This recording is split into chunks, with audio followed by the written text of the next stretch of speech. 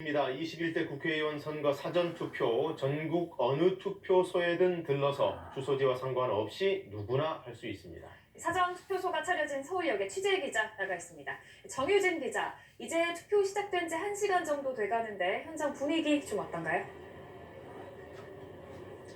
네, 서울역 투표소다 보니까 이른 시간, 기차를 타기 전에 잠깐 짬을 내서 소중한 권리를 행사하려는 이들이 하나둘씩 찾아오고 있습니다.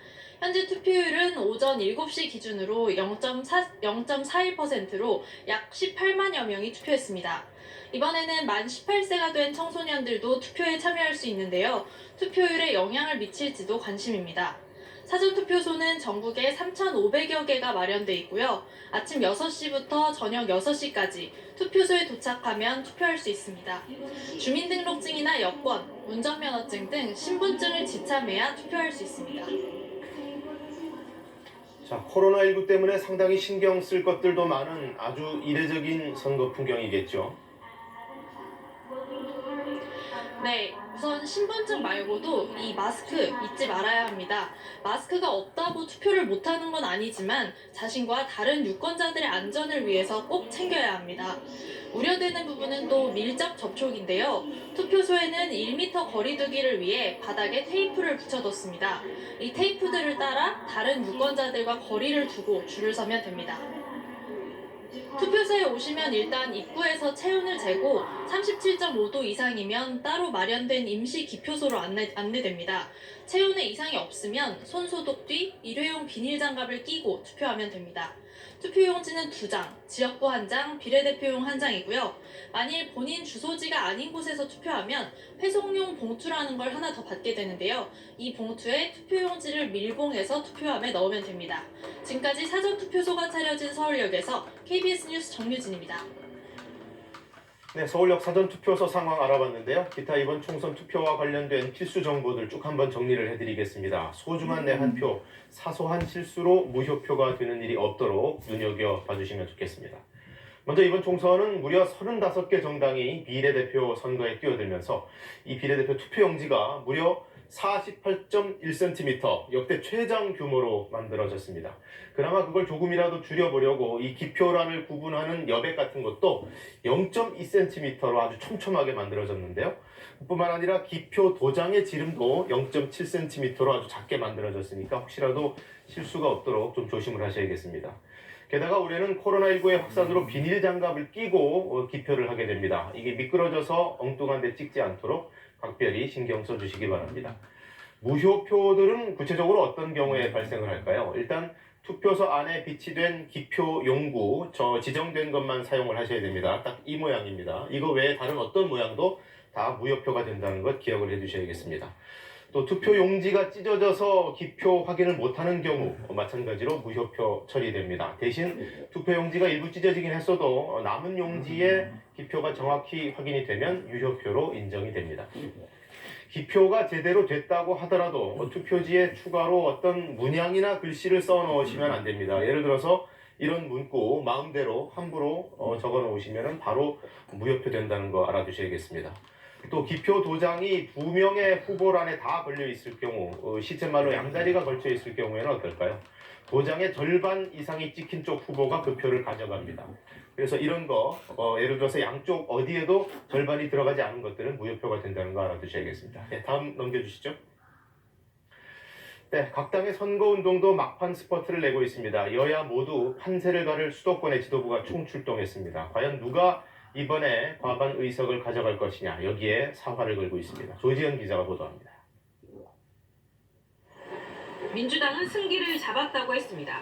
아직 박빙인 곳이 있지만 제1당은 틀림없고 과반을 넘볼 수도 있다고 자신했습니다.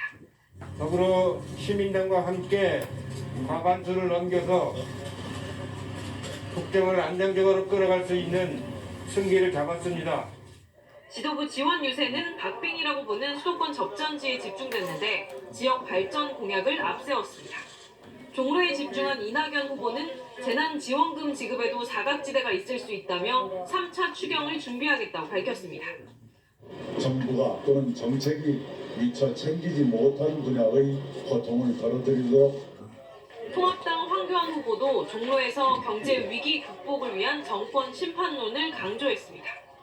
소득 주도 성장 정책에 대한 찬반 투표가 될 것입니다. 여러분, 소득 주도 성장입니까? 시장 경제 성장입니까? 지도부는 서울에서도 상대적으로 지지세가 약한 곳을 찾아 통합당이 과반을 차지해야 정부 정책이 바뀐다고 호소했습니다. 김종인 위원장은 모든 대학생과 대학원생에게 재난장학금 100만 원을 지급하자고 제안했습니다. 재원 조달 방법은 지금 정부가 교육부 예산에서 활용하면 충분히 할 수가 있어요. 하지만 당 내부에서 흥청망청 원칙 없이 쓰는 것은 좀 곤란하다고 생각한다는 반발도 나왔습니다. 민생당은 거대 양당이 정치와 경제를 망치고 있다고 비판했고, 정의당은 원외 정당과 교섭단체를 만들어달라며 호소했습니다. 국민의당 안철수 대표는 긴급 재난지원금을 모두에게 주는 건 포퓰리즘이라고 비판했습니다. 민주당 지도부는 오늘 대전 충청 지역 공략에 나서고, 통합당은 오늘도 수도권 표심 잡기에 집중할 예정입니다. KBS 뉴스 조지아입니다. 네, 지금부터는 KBS의 마지막 여론조사 결과 전해드립니다. 먼저 이 지역 제일 많이 궁금해하실 텐데요. 서울 종로, 이낙연 대 황교안, 그리고 강원도 강릉 등의 표심 동향을 장혁진 기자가 우선 전해드립니다. 정치 1번지 서울 종로, 여야 대권 주자의 맞대결입니다. 이낙연 후보를 찍겠다는 응답 59.4%, 황교안 후보에 투표하겠다는 답 28.8%였습니다. 지난 2월 KBS 여론조사와 비교하면 격차가 더 벌어졌습니다.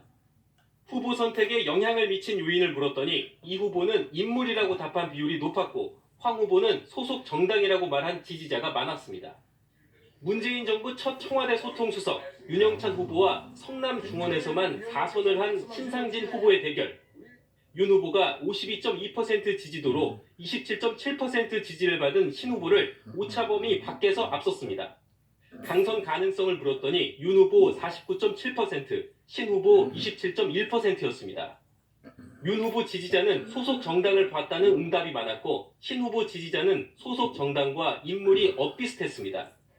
분구 뒤 첫 선거인 세종을 정무 부시장 출신 강준현 후보와 참여정부 당시 청와대 정책실장 김병준 후보의 승부입니다. 후보 지지도는 강 후보 54.9%, 김 후보 26.3%였습니다. 다만 지지 후보가 바뀔 수도 있다는 응답이 32.5%에 달했습니다. 강 후보는 60세 미만 연령층에서 고른 지지를, 김 후보는 60세 이상 연령층에서 높은 지지를 받았습니다. 강원 강릉은 4파전 양상입니다.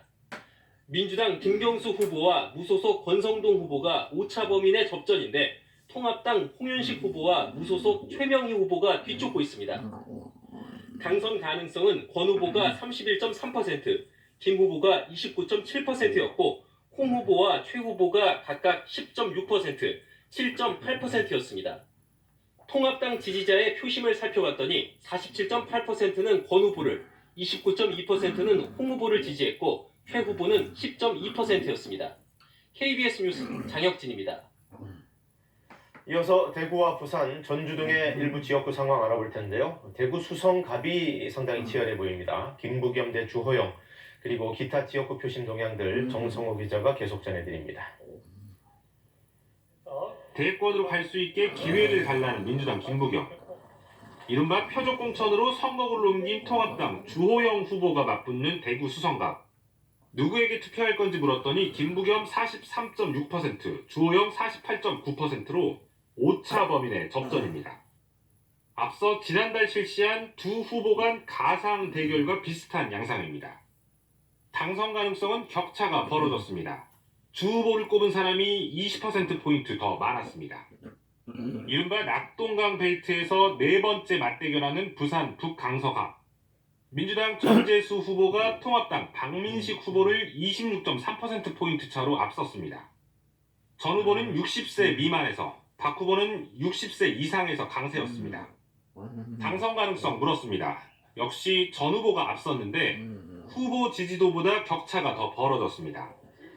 4년 전 패배를 서력할지 지역구를 지키고 5선에 오를지 관심인 전북 전주시 병. 민주당 김성주 후보가 20%포인트 이상 더 높은 지지를 받았습니다. 김 후보는 소속 정당, 정 후보는 인물을 보고 선택했다는 비율이 더 높았는데 지지 후보가 상황에 따라 바뀔 수 있다는 답변은 정 후보 지지자들에게서 더 많이 나왔습니다. 당선 가능성은 김성주 후보가 43%포인트 차로 앞섰습니다.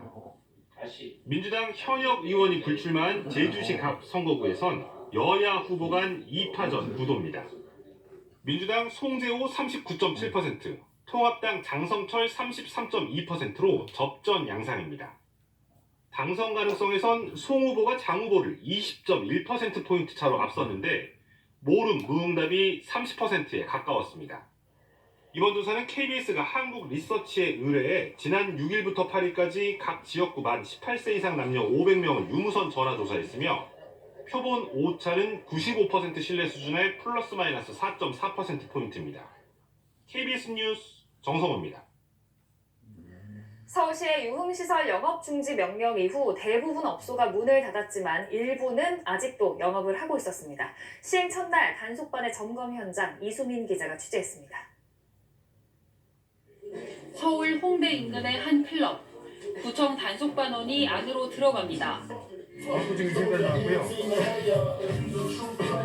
유흥시설 집합금지 명령 때문에 감염병 예방법 제49조에 따라서 서울시내 유흥업소에 내려진 집합금지 명령이 시행된 첫날, 서울시와 각 자치구가 현장 점검에 나섰습니다.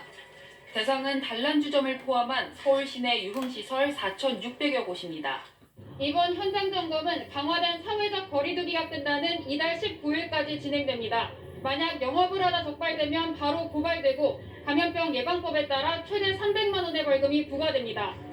클럽 42개가 모여있는 마포구에선 단 한 곳의 업소만 영업하는 등 유흥업소가 대체로 문을 열지 않았습니다.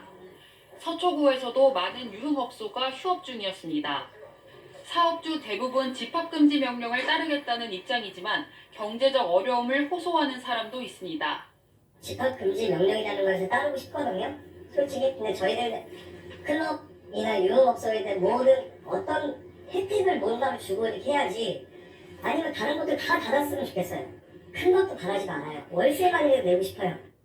서울시는 이번 명령을 통해 서울 지역에서의 집단 감염 우려를 최대한 줄이겠다는 방침입니다.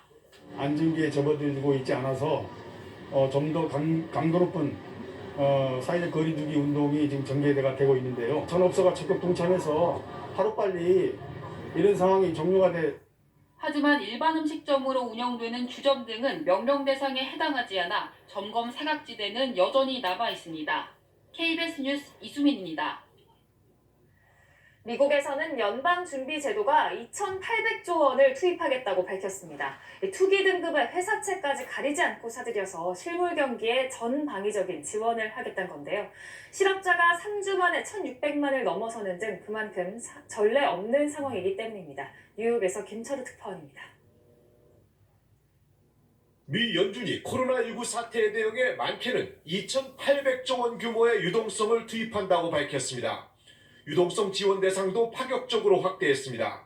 연준이 일부 투기 등급 회사채와 빌딩 등 상업용 부동산을 담보로 하는 상업용 주택저당증권, 대출 채권 담보부 증권까지 사겠다고 했습니다.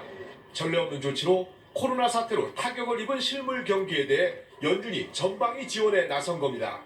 Many channels that households, businesses, and state and local governments rely on for credit had simply stopped working. We acted forcefully to get our markets working again. 연준이 중소기업 지원과 중소기업 급여 보호 프로그램에 참가하고 회사채와 지방채도 매입할 계획입니다. 파월 의장은 코로나 사태가 끝나면 강한 경기 반등이 일어날 것으로 전망했습니다. When the spread of the virus is under control, businesses will reopen and people will come back to work. There is every reason to believe that the economic rebound, when it comes, can be robust. 상대적으로 IMF 총재의 세계 경제 진단은 암울했습니다.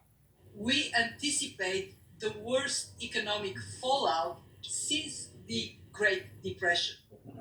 미국 노동부는 지난주 신규 실업수당 청구 건수가 660만 건을 넘겼다고 밝혔습니다.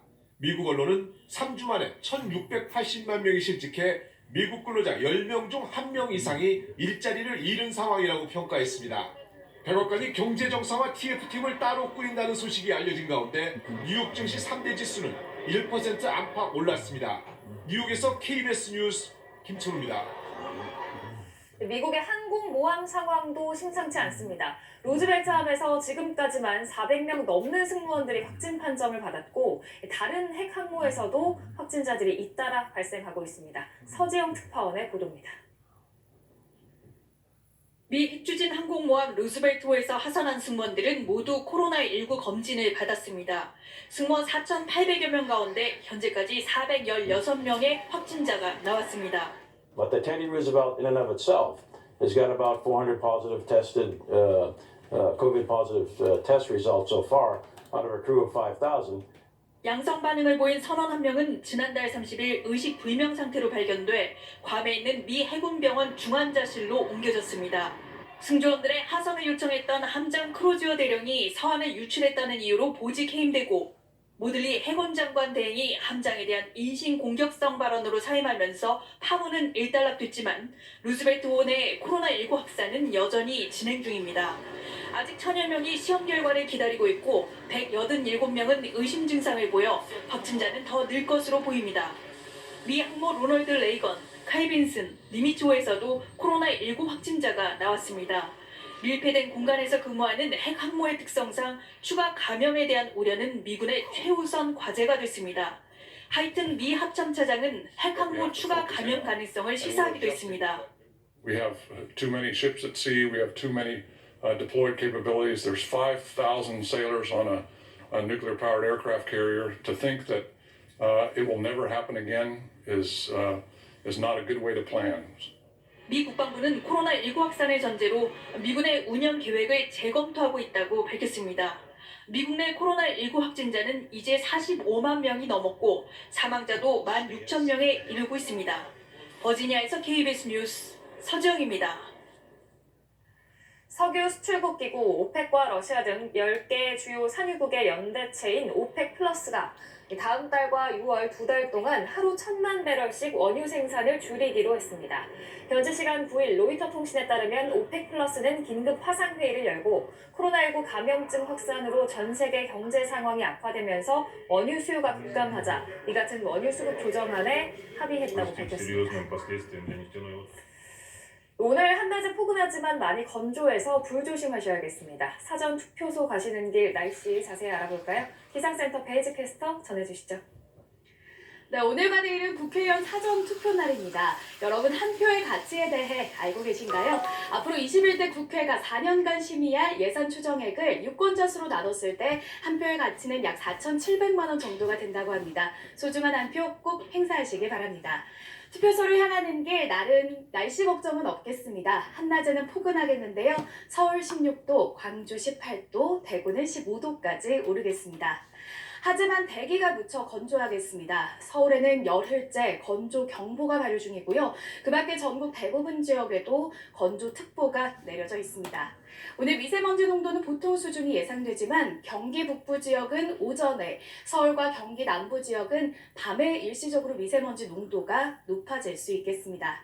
주말에도 구름만 낀 가운데 날은 포근하겠습니다. 하지만 토요일에는 제주도와 전남, 경남 지역에 봄비가 내리겠는데요. 제주도와 남해안 지역에는 5에서 20mm, 전남과 경남 지역에는 5mm 미만의 비가 내리겠습니다. 일요일에도 동해안과 제주도에는 비 소식이 들어있습니다. 지금 영남 지역에는 빗방울이 살짝 떨어지고 있는데요. 강원 영서와 영남 지역에는 빗방울이 오늘 떨어지겠습니다. 날씨 전해드렸습니다. 세월호 관련 막말로 또다시 논란을 일으킨 미래통합당 차명진 후보에 대해 당에서 제명 얘기가 나오기는 했는데 일단 어제는 별다른 조치가 없었습니다. 이르면 오늘 이 통합당 윤리위가 열릴 것으로 보이는데 민주당은 집중 포화를 날리고 있습니다. 송낙규 기자가 보도합니다. 총선 후보자들의 잇따른 막말 논란에 비상이 걸린 미래통합당. 선대위 사령탑이 연거푸 고개 숙여 사과했습니다. 이건 말이 적절한지 아닌지를 따질 문제가 아닙니다. 공당의 국회의원 후보가 입에 올려서는 결코 안 되는 수준의 단어를 내뱉은 것입니다. 그러면서 한 번만 더 기회를 달라고 했습니다. 이 당의 행태가 여러 번 실망스럽고 모두 포기해야 하는 건지 잠시 생각도 해보았습니다. 다시는 여러분이 실망하는 일이 없도록 하겠습니다. 통합당은 이르면 오늘 윤리위원회를 열어 차명진 후보에 대한 제명 등 징계 수위를 논의합니다. 차 후보는 자신의 SNS에 윤리위에서 어떤 결정이 나와도 따르겠다며 이의 신청은 하지 않을 것이라고 썼습니다. 이런 가운데 광주 서구갑에서는 통합당 주동식 후보가 광주를 80년대 유산에 사로잡힌 도시, 제사에 매달리는 도시라고 말해 5.18 폄훼 논란이 일었습니다. 민주당은 예견된 사태라며 막말 후보 퇴출을 주장했습니다. 지금이라도 부적격 막말 정치인 모두를 단호하게 퇴출해서 공천을 정상으로 돌려놓는 것이 우리 국민에 대한 공당의 최소한의 도리란 점을 지적합니다. 정의당과 국민의당도 국민 심판으로 막말 문화를 뿌리 뽑아야 한다고 했습니다. KBS 뉴스 송락입니다. 비례정당인 더불어시민당은 당의 강령을 놓고 표절 논란이 제기됐습니다. 앞서 더불어민주당의 공약을 베꼈다 이런 논란이 있었는데 이번에는 미래한국당의 강령도 표절했다는 의혹이 나왔습니다. 오규정 기자가 보도합니다. 어제 열린 비례대표 후보 2차 토론회. 위성정당 공방 중 더불어시민당 강령을 놓고 이런 지적이 나옵니다. 초반 4줄은요. 대한민국 헌법하고 똑같습니다. 나머지 3줄 중에 1줄 반은 미래한국당 강령하고 똑같습니다. 답변을 간단히 드리자면 강령 부분은 좀 과장을 하시는 것 같고요. 확인해봤습니다. 지난달 21일 제정된 더불어시민당 강령. 유구한 역사로 시작하는 첫머리부터 절반 이상이 헌법과 같습니다. 폐습을 적폐로 바꿨고 촛불혁명 적폐청산 정신을 계승한다는 부분이 추가됐는데 적폐천산이라고 썼다가 토론회 뒤 바로잡았습니다. 재정 배분, 자원, 환경 개발이라는 추진 목표는 미래한국당 강령과 겹칩니다. 더불어시민당 측은 표절 사실은 인정한다면서 창당 초기 누군가가 베낀 것 같은데 잘 모르겠다고 했습니다. 우타는 홈페이지 업체의 실수라고 했습니다. 그러면서도 헌법과 강령이 겹치는 건 헌법 정신을 계승하는 것이라고 했습니다. 더불어시민당은 이달 초 선관위에 공약을 제출하면서 민주당 공약을 베꼈다가 논란이 일자 수정하기도 했습니다. KBS 뉴스 오규정입니다. 다시 코로나19 관련 국외 상황 알아보죠. 유럽의 확진자 수는 77만여 명으로 늘었습니다. 증가세는 한풀 꺾였지만 안심할 수는 없다는 게 각국의 판단인데요. 다음 주까지 이어지는 부활절 연휴를 중대 국면으로 보고 있습니다. 베를린 유광석 특파원입니다. 누적 확진자 77만여 명, 누적 사망자 6만 5천여 명. 국제 통계 사이트 월드오미터가 집계한 유럽의 현재 상황입니다. 확진자와 사망자 수가 꾸준히 늘고 있지만 확산세는 꺾이는 모습입니다. 누적 확진자가 15만 명으로 유럽에서 가장 많은 스페인. 지난달 23일 이후 17일 만에 신규 확진자가 4,000명대로 내려왔습니다. 한때 900명대까지 올랐던 신규 사망자도 어제는 400명대로 감소했습니다. 페드로 산체스 총리는 정부가 국가 비상사태를 선포한 이후 1일 확진자 증가율이 22%에서 현재 4%로 떨어졌다고 밝혔습니다. Tras estas semanas de una lucha que ha sido agónica por momentos, vemos cómo el incendio que desató la pandemia comienza a estar bajo control. 앙겔라 메르켈 독일 총리도 코로나19 상승세가 꺾이고 있다고 말했고 도미닉 라브 영국 외교장관 역시 봉쇄 조치가 효과가 있다는 조짐이 보인다고 평가했습니다. 하지만 이동 제한 조치를 풀기엔 아직 이르다는 게 유럽 각국의 판단입니다. 부활절 연휴 기간 날씨가 좋더라도 반드시 집에 머물러 줄 것을 당부했습니다. Wir müssen dies über Ostern, über die Tage danach weiter so fortsetzen, denn wir können uns sehr, sehr schnell das zerstören, was wir jetzt erreicht haben. 특히 확진자와 사망자 모두 며칠간 감소 추세를 보이다 다시 소폭 상승한 이탈리아는 오는 13일까지인 봉쇄 조치를 2주 이상 연장할 방침인 것으로 전해졌습니다. 베를린에서 KBS 뉴스 유광석입니다. 미국에서는 교도소 재소자들 집단 감염도 큰 문제입니다. 환경이 열악하다 보니까 한 교도소에서만 몇백 명씩 확진자가 나오는데 이에 항의해서 집단 난동이 일어난 곳도 있습니다. 로스앤젤레스 최동혁 특파원입니다. 미국 엘라바마주의 한 교도소 내부를 재소자가 직접 촬영한 영상입니다. 나란히 놓여있는 2층 침대에 재소자들이 밀집해 지내고 있습니다. measures to stop coronavirus from coming in. And by the prison being so overcrowded, once it's in this prison, it will flood like wildfire. 재소자들은 코로나19 감염에 무방비로 노출돼 있다고 하소연합니다. They are not giving us hand sanitizer. They're not giving us proper soap. They're not giving us masks. 주 교정당국 내부 문서에도 21,900명의 재소자가 비좁은 곳에서 생활하고 있고 매우 높은 위험에 노출돼 있다고 경고하고 있습니다. 실제로 시카고 쿡카운티 교도소는 2명의 재소자가 코로나19 확진 판정을 받은 지 열흘 만에 재소자와 직원 등 확진자가 350여 명으로 늘어났고 1명은 목숨을 잃었습니다.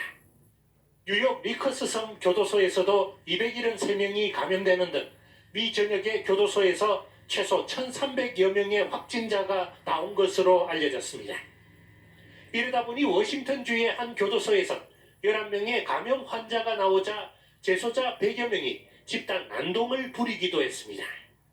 Because he doesn't even eat in the chow hall. And he don't eat in the chow hall because the last time he was in there, they were sitting 2 men to a table that were less than 3 feet apart. There's no social distancing. 미국 루이지애나주 연방교도소에서 20여 명이 감염되고 5명이 숨지자 한 시민단체가 위험에 빠진 수백 명의 재소자들을 모두 석방하라는 집단 소송을 제기했다고 현지 언론은 전했습니다. 로스앤젤레스에서 KBS 뉴스 최동혁입니다.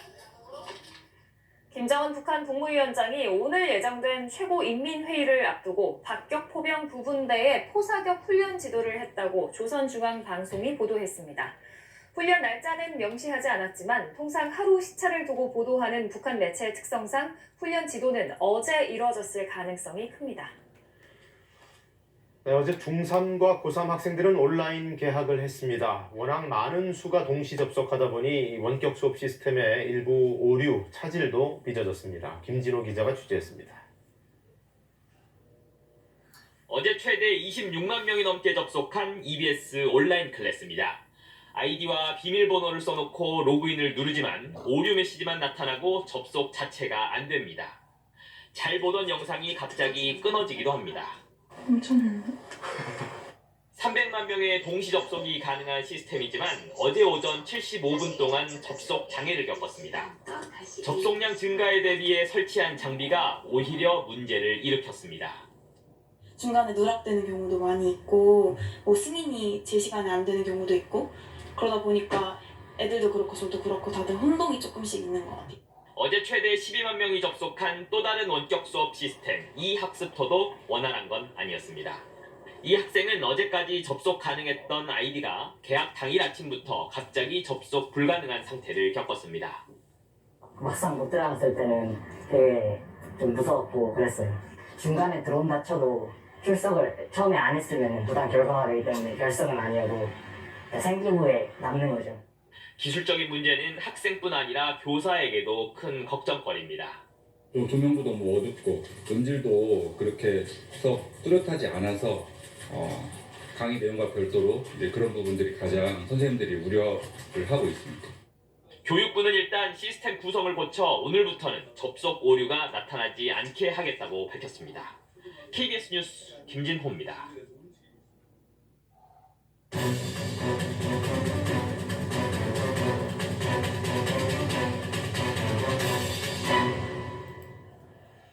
코로나19 주요 통계와 현황 KBS 재난방송센터 연결해서 정리해보겠습니다. 김민경 기자가 준비하고 있습니다. 누적 확진자는 10,000명대로 올라왔지만 격리된 사람보다는 격리 해제된 사람이 이제 훨씬 더 많죠?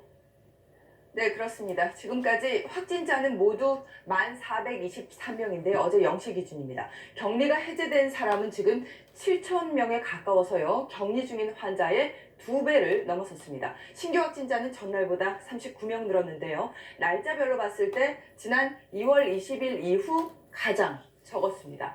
특히 이번 주 들어서 계속 50명 안팎을 유지하고 있는데요. 아직 안심할 단계는 아닙니다. 수도권과 해외 유입에 의한 신규 확진자가 계속 늘고 있기 때문인데요. 어제도 서울이 12명, 경기가 10명으로 수도권이 전체의 절반이 넘습니다. 검역 과정에서도 10명이 확진 판정을 받았습니다. 지금 대구 경북 지역에서 확진자가 거의 발생하지 않는 것과는 대조적인데요. 게다가 수도권에서의 확진자 증가 추세는 해외 유입의 영향이 큽니다. 지역별로 살펴봤을 때 누적 확진자 수는 대구, 경북 지역이 많지만 파란색으로 표시되고 있는 해외 유입 확진자는 대부분 서울, 경기 지역에서 발생한 걸 확인할 수 있습니다. 이렇다 보니 신규 확진자는 줄고 있지만 일별로 봤을 때 파란색의 해외 유입 확진자 비중은 늘어서 어제 처음으로 지역사회에서 감염된 경우보다 더 많았습니다. 어제 역시 대부분은 수도권에서 나왔습니다. 네, 기존의 환자들 중에는 안타깝게도 이 목숨을 잃는 경우가 매일 몇 명씩 계속 나오고 있죠.